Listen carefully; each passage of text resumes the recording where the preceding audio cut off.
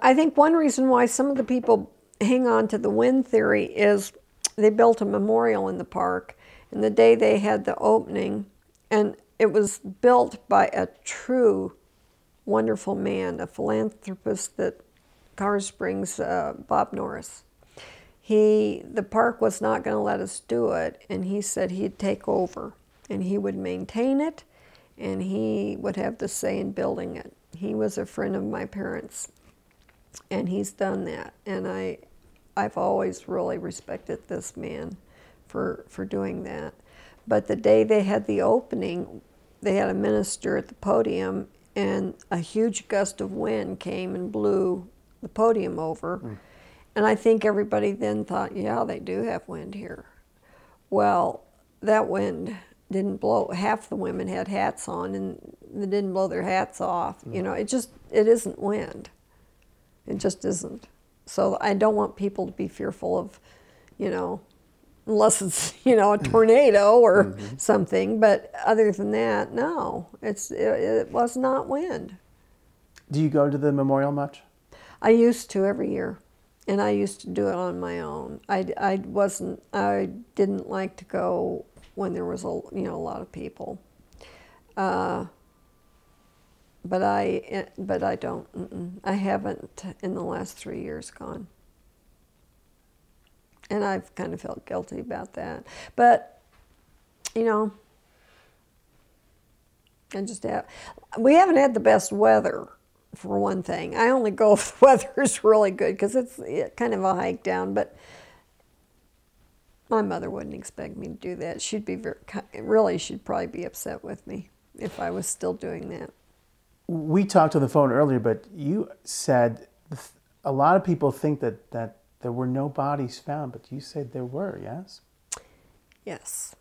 We were told each person was given a United, supposedly, counselor.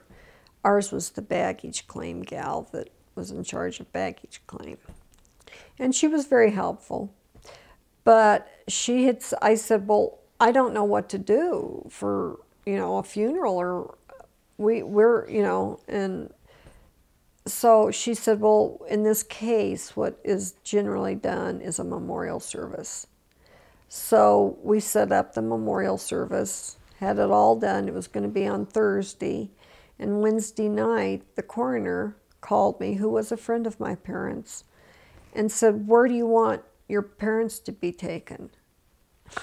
And I'm like, what are you talking about, you know? And he said, I've got these bodies here, Dottie. He said, they're not in great shape, of course, but he said, you've got to let me know what you want. Well, I was actually angry then. I really got furious with her, because I thought. So I called United back, and I said, and got her, I had her number, and I said, what do I do now? I have a memorial service.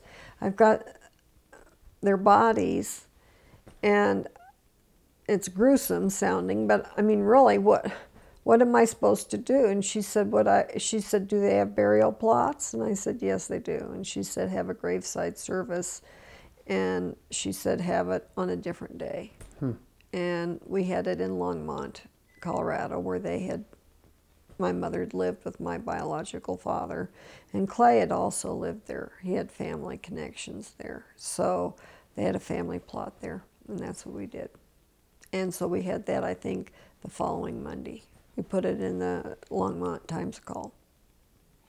So you don't necessarily think of that gazebo, the memorial, as their burial place? No, I actually do think that's where they died. They died there. I think if there's any spirits or anything, it would be there.